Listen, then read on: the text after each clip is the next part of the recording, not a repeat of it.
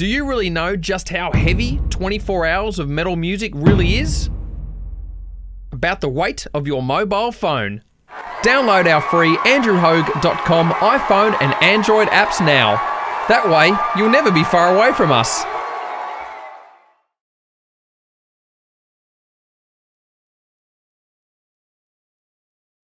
This is andrewhogue.com, still Australia's only 24/7 metal radio station, right here at the Good Things Festival 2022. Now, I have a pretty long history with these two guests in front of me right now because I'll tell you how I was introduced to this band. I began running their record label back in April of 1998. At that time, it was called Century Media Records, and my first actual release that I had to send out to media as part of my job was a band called Lacuna Coil, which I was like, who? Being the very first release. And I had to, no joke, this is before the computer age, I had to create a biography of the band by cutting and pasting and putting the logo with sticky tape and then putting on the photocopier and then fading the quality of it to make sure it didn't look like the logo was stuck on top, and then putting the new Century Media business logo, blah, blah, blah. So anyway, long history. I'm greeted here with Andrea and Christina from the band Lacuna Coil. Of course, 23 years strong in the career now, 24. Yeah, something like that. Yeah. Some ages. Hell of a long time, but again, it's just great that you've built a strong fan base here. Maybe I helped, part of my job at that time. Yeah. But again, back in Oz. So Yes. do tell, how's it all been going? It feels awesome to be back after such a long time. We were supposed to be back in 2020, Yep. before Everyone the else as pandemic well. started, and it feels awesome. We already played few shows with Gajira, and the reaction from the Australian crowds have been incredible. We're so very happy to be here. The only thing we're not happy about is the jet lag. We're still fighting with it. A lot of flights, the usual, but we love to be here. It's a beautiful day. We can't wait to be on stage. Yeah, and it's just great to be back. That's already something. After those 2 years, really weird, really, nobody was knowing what was going on, especially after the second year. First year, it felt kind of weird, but okay. Yeah. We had a little break from what we do normally, so it wasn't so bad. Beside obviously the people dying and stuff like that, but and second year we didn't know what was going to happen, so we were so happy to be back finally and be able to do it again. I know that first year, I remember seeing a lot of the footage of the people on the balconies in Italy singing the Black Sabbath and stuff like that. I'm like, crazy. And then, of course, little old Melbourne here went on record to be the most locked down city in the world, which is just insanity. So that's the hardest thing. We've been tested through this whole thing. So how did you guys sort of cope throughout that time? This is a common question I ask a lot of bands because... I believe the first month and a half, I think it was a sort of a vacation for us because none of us would have ever imagined that it could have lasted so long. So we said, wow, we're finally Taking a break. forced to take a break. We can stay home, we can relax, we can wake up at any time, we can go to back to bed anytime. Yep. But then after a while, it got weird because Started we climbing understood the that walls. things were really going downhill, and then it was just it was just about trying to make the best out of the time that you had at home, create new inspirational moments and a new routine that was that's not the old thing. one. A lot of people created either a positive routine or a bad Yeah. one. Like some bad habits were formed. You can see a lot of people I'd see on social media just like a lot of suffering from this because I was chatting with Joachim from Sabaton about the fact that the last 40, 50 years of humanity has actually been pretty good. Of course, the media like to make it otherwise. And to a degree, we haven't really been tested for that. And obviously, we're all born with resilience, our first steps, But we lose that over time because we get comfortable. So now we get smacked in the face by this that no one predicted to a degree. And now it's like, again, a lot of people sink or swim, and a lot of people have been sort of sinking throughout this time. It's been sort of a reset for some reason. And we had to kind of relearn, our position in the world for a little bit, But we tried to make the best out of the 2 years. We've been in contact with the fans through the internet. Like she was doing a lot of the Twitch. I was doing more the Instagram live, and so we were trying to just hang out with the people, showing, okay, we're here.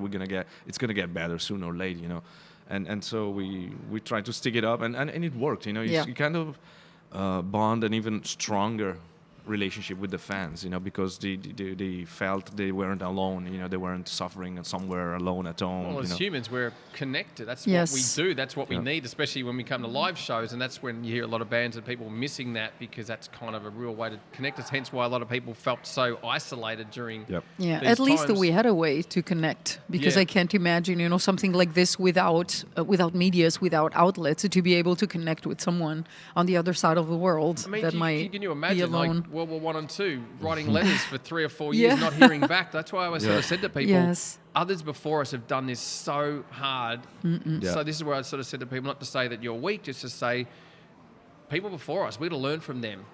They've fucking, put us in the world today in the war, people would just be fucking crumbling Yeah. because, like I said, a lot of our comfortability, we're so used to it, and resilience, and Yeah, I think it's the first time in our life that we experienced something close to what it was like in the 40s or 30s or even before psychological that, warfare. Yeah, because of course we've been around a little bit, so we have experienced a couple of things like when Chernobyl blew, and then the Cold War, a little bit the end of the Cold War.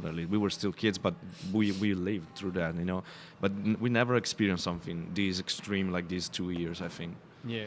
Now, of course, you put the Black Anima album out in 2019, being album number 9. Yep. So, how much touring did you get to do on that before? 3 this- tours. 3 tours, okay. 3 because tours. A lot of bands put out albums like a couple of months before the pandemic, and then everyone got caught in other distractions of Yeah. just survival. So people would start to forget about albums and music because it's not an importance at that moment of losing careers. Yeah. So did you feel like, the album could have had more of a, or you feel like you're kind of revisiting it now that you're back out there touring? It Well, still feels fresh? we still feel that Black Anima is a lot of life, Yeah. Still, It's a heavy it's album still too. it sounds fresh to us because Yeah. we only played 3 tours. We did South America, North America, North South America, America, and and Europe, Yep. and then we came back from South America right before the lockdown.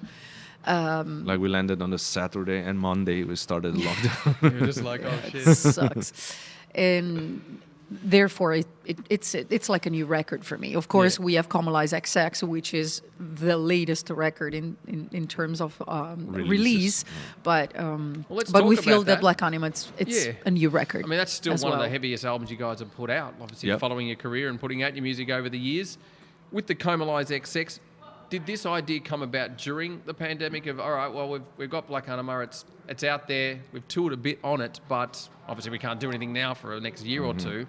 Whose idea was it to sort of come up with that concept of reworking? Because it's so well done. I mean, you wouldn't even know the songs from that until, hang on, I know those lyrics. And that's why I thought Yeah, it's I really mean, interesting. we knew that the 20th anniversary of Comalize was coming, Yep. and obviously we started talking with the label a little bit. What we can do a remaster or something like that. But then we consider what a remaster is, and in the end of the day, it's just making the It file, louder. compress the Yeah. files and make it louder. It's not really changing anything. So we thought maybe something more like an experiment was more interesting for us to do. And we've done something similar when we did our 20th anniversary show in London, the 119 show, which we have a DVD for. Yep. Marco, our bass player, which is the most responsible for all the music and songwriting and production, he had to rearrange one of the very songs for the very first EP. In order to have the keyboards and everything to play it live, because Yeah. those records were made in analog on tapes, so we don't have any files of the separate instruments and stuff. So to go back and rework it. rearrange, so he already kind of reworked one of the songs of that record. And that gave us an idea that what we could do potentially. That one wasn't as much change as the Comalize XX. It was more closer to the original, but the sounding is bigger and more modern. The keyboard sound is better. Just to make it fit better with the rest of the songs. And it sounds like a new record. Like I Yeah. said, the only way you've noticed is when you start to hear some of the harmonies in the lyrics. But some of the time, I'm like, this could just go out as a new sort of album Yes. if you had a different title. And to be honest, it was even more challenging than writing a new record, because when you write a new record, it's brand new. Whatever Nobody happens. heard the songs before, so some Yeah. people will like it, some people will not like it, but nobody will be judging it. And remaking Comalize, it was touching holy ground. So a Yeah. lot of fans might have been disappointed, or like, oh my God, why you redid, such a cult record for Yeah. you guys, why you didn't leave it alone. And it is surprising that most of the fans are confused because they don't know if they like the original or the new one better. Really? I was going to ask you what's been the response. Which is fantastic. Like a couple of nights ago with Gojira, we said like, are you guys familiar with with Lacuna Coil? Have you heard Comalize? And everybody was like, whoa. Yeah. Have you heard Comalize XX? Wow. And we were like, wow, that is unusual. And yeah, it brought a lot of stress. We're very, very happy that it turned out as good as it did, because it was not easy to go through it, because it had to be good. I know. Now, talking about the music biz, I mean, it's flipped itself on its head the last 5 years. I mean, it's True. insane. Whereas you guys are still on a label, so others would deem that as the older model, but obviously it's still working for you guys in some respects, because like I said, it's a wild, wild west out there now. Like Metallica, unannounced, bang, new album, new single, and it's just like, fuck.